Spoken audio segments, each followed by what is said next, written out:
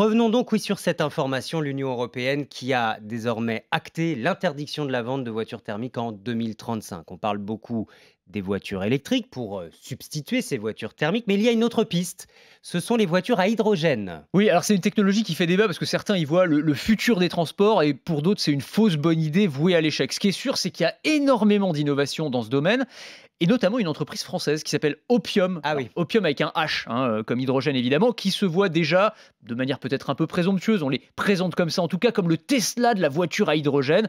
C'est une entreprise qui a été créée par un ancien vainqueur des 24 heures du Mans et ils ont dévoilé un concept car assez incroyable, une berline ultra luxueuse, très épurée. Alors, il n'y a pas de portière, elle s'ouvre automatiquement quand on s'approche. Il y a un écran géant déroulable à l'intérieur en guise de tableau de bord. Et surtout, elle fonctionne grâce à une pile à combustible. Et c'est vrai que sur le papier, l'hydrogène, ça résout deux gros problèmes de l'électrique classique, celui de l'autonomie et celui de la recharge. Là, on serait sur 1000 km d'autonomie, donc on traverse la d'accord. France en une fois, Ouais, pas un mal hein, sur diesel le quoi, hein. papier, encore une fois, et 4 minutes pour la recharge. Il n'y a pas besoin de brancher la voiture comme avec l'électrique.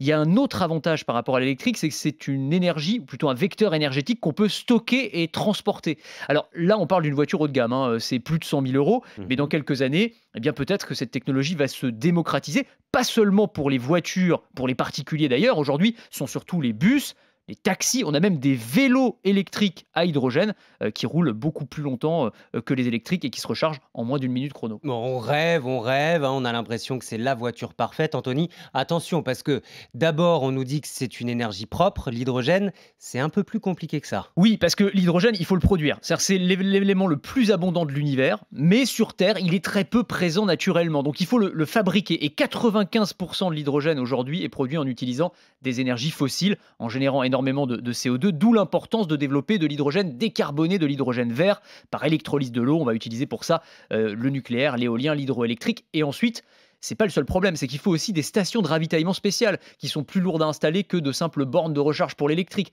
Aujourd'hui, on en compte quelques dizaines en France et on ne sait pas non plus combien coûtera un plein d'hydrogène. On ne peut pas non plus recharger tout seul à la maison. Donc voilà, ça fait Hmm. plein d'obstacles. Il n'y a rien d'insurmontable, mais c'est des vrais défis technologiques qui vont devoir être relevés dans les années qui viennent. C'est vrai que avoir des batteries ou des recharges comme ça à la maison, c'est compliqué pour tous les particuliers. Mais par exemple, pour un secteur dans les aéroports, pour les avions, l'hydrogène vert. Alors ça, c'est très intéressant. La fin du kérosène, des avions qui dégageraient seulement de la vapeur d'eau en volant, parce que c'est ça, hein, l'hydrogène. Eh bien, Airbus a présenté plusieurs concepts d'appareils complètement neutres en carbone, notamment un modèle complètement futuriste qui prend la forme d'une aile volante. Donc, c'est plus un avion avec voilà, le tube avec deux ailes, c'est une sorte de V comme ça, et qui pourrait être propulsé à l'hydrogène. Alors, c'est des fantasmes d'ingénieurs. L'objectif, c'est quand même de développer des avions à hydrogène à l'horizon 2035 et Demain. aussi demain exactement et de pousser ceux qui ne veulent plus prendre l'avion pour des raisons écologiques, et ils sont de plus en plus nombreux, eh bien à monter à nouveau à bord. C'est un vrai argument, évidemment.